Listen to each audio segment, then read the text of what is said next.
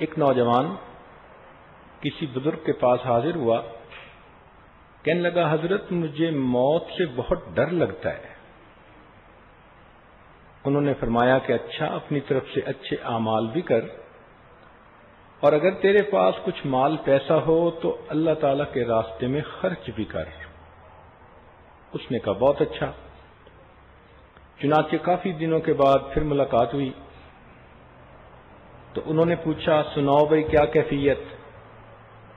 کہنے لگا کہ وہ وحشت تو کیا ختم ہونی، اب تو میرا مرنے کو جی چاہتا ہے۔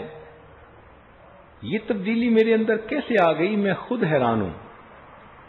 تو ان بزرگوں نے فرمایا کہ دیکھو دستور یہ ہے کہ انسان کا دل وہیں لگتا ہے جہاں اس کا سرمایہ ہوتا ہے۔ کیونکہ تم نے نیک اعمال کا سرمایہ آخرت میں بھیجا، اللہ کے راستے میں مال خرچ کیا، آخرت میں اس کا اجر بھیجا، اب آخرت میں تمہارا بینک بیلنس بن گیا، اب تمہارا بھی وہیں جانے کو جی چاہتا ہے۔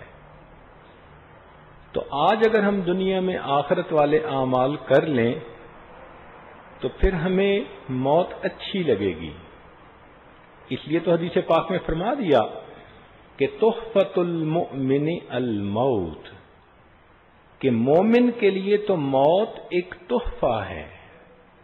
اور ایک اور حدیث پاک میں فرمایا الموت جسر، موت ایک پل ہے، یوصل الحبیب الی الحبیب، ایک دوست کو دوسرے دوست کے ساتھ ملا دیتی ہے۔